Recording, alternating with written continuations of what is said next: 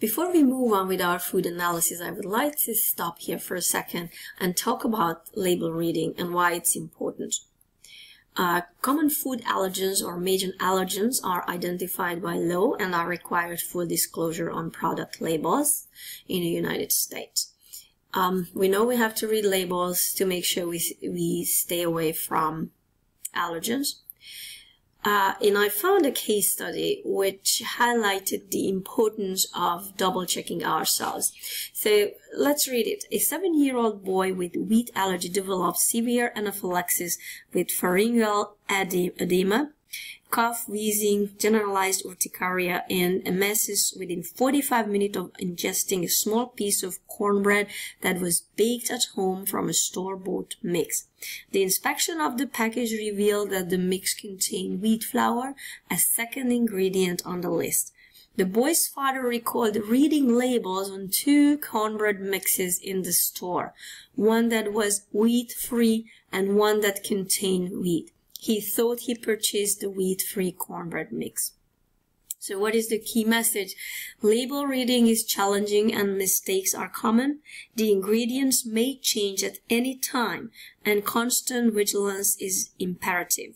Reading product labels once at the point of purchase and then again prior to ingestion will help patients such errors in label reading before a reaction occurs. Catch errors in label reading before a reaction occurs. And I've done that before as well. I was very careful reading little snack labels that is proper for my son who has severe peanut and tree nut allergies. And I was putting it back and changing it, and then at the end I purchased the one that I thought it was not free. And then the good news was that one of my friends were also very aware of it, that my son has this allergy, and actually they spotted it, and then they told me that, well, are you sure about this one? I'm like, I'm not sure why you're asking. I spent 15 minutes reading the labels, and at the end it turned out that I actually chose the wrong one. The one had nuts in it, so my child never consumed it. That was really thanks to this person who helped us identify this problem. So read the labels more than once and before you give it to the child, very important. And on the other side, reading labels are also important because today processed food comes with a lot of bad ingredients. And if we already reading the labels, it may be worth to pay attention to food additives, food colorings, and preservatives in food, which definitely will not help us on the long run. So I thought that that was an important topic to mention in connection with allergies. And now let's go back to our food conversation. And in your folder again, you'll find a paper which says 24-hour food intake. Well, let's work on this sheet for a quick second. So please take a moment and write down on the paper enclosed what your child ate yesterday. Be as specific as possible with the amount. Record breakfast, snack, lunch, snack and dinner, or whichever he may have skipped. Then you can skip that. And then afterwards, there's a great program from the USDA Super Tracker program. In there we can input all the food that your child consumed, and it will tell us how your child did with nutrient intakes. So here is the program that we're going to use. So why don't you take a quick moment and we will get to this right away. All right, so now that we got an idea about what yesterday your child ate and how it measures up with the necessary nutrients that we need, we may be ready to do some goal setting now. And we'd better make SMART goals or even smarter. So let's see what SMARTER stands for. It is specific. So we learn about substitute food, which we've done. So we've done already. Then we will discover, it's coming up, recipes, cooking methods, and budgeting. Then it should be measurable. We can exchange recipes with each other after this presentation. We can set a goal that we stay in touch and we exchange those recipes once a week or once a month. And that should provide at least 1 or 2 new meals and cooking methods a week. Attainable. It should be easy to follow up. And I think because we are in one community, that should be no problem. Relevant. Food allergy connects our families. Timely. New ideas are always timely. Engaging. Shopping and cooking should be fun. And rewarding. Healthy children. Knowledge to pass down to your children so they will know better when they will become parents.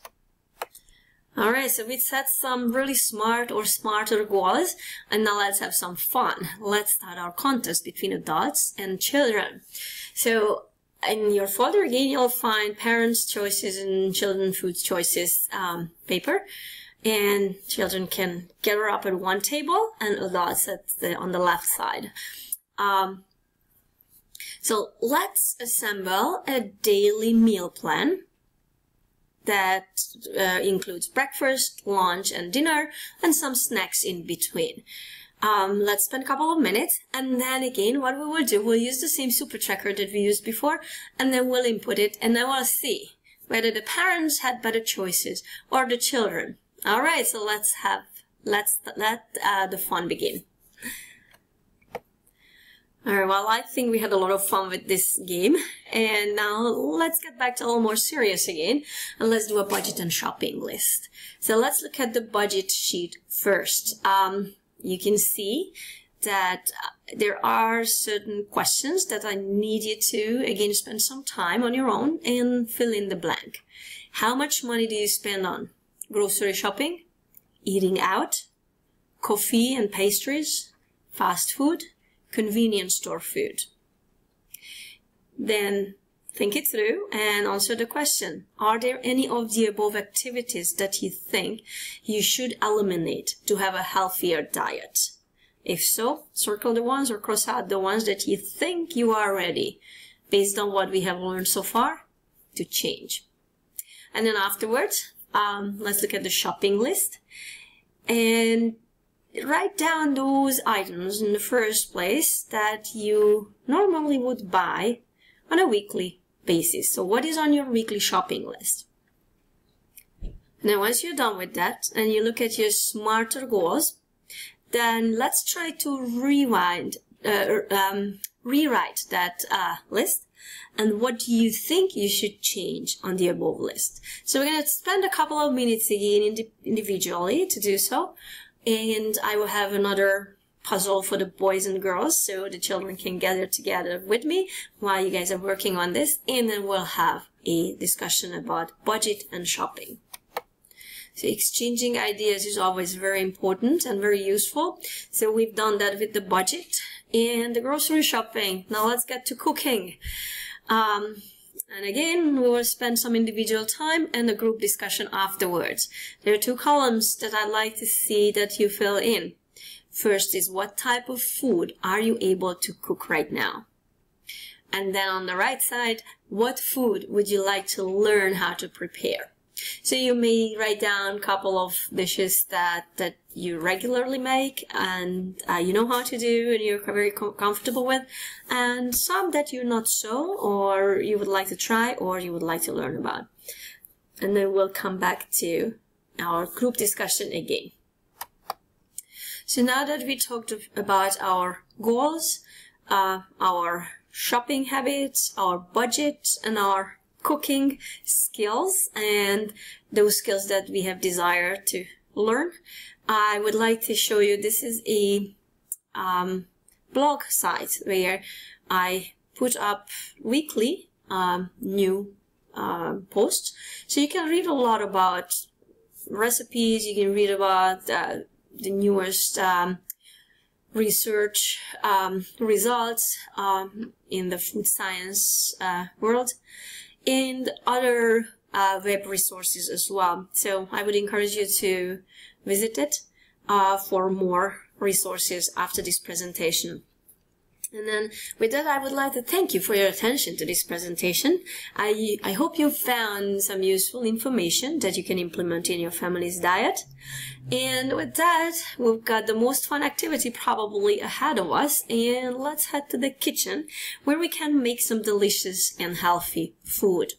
So today, since I'm gonna lead this cooking demonstration, and as you know, I'm a native of Hungary, I would like to share some typical Hungarian food with you that our family would serve on a Sunday lunch or dinner. So we'll make some chicken noodle soup, the Hungarian style, mixed salad with beans on top, brown and wild rice mixed with corn, fried chicken in breadcrumbs. So you may say right away, ooh, fried chicken, that does not sound very healthy. Well, first of all, we're going to fry it in olive oil, so that is a healthier version. And also what is my goal to demonstrate for you that eating healthy does not mean that you need to restrict certain types of food. You can eat everything as long as it's in balance and it's very heavily based on plant food, then the fried chicken will be just fine as well. All right, and for those ones who would like to check those references that I have used in my presentation, please feel free to ask me for this reference page after. Well, thank you very much, and let's head to the kitchen to make that delicious chicken noodle soup and chicken and rice and all kinds of vegetables. Thank you, and see you guys in the kitchen.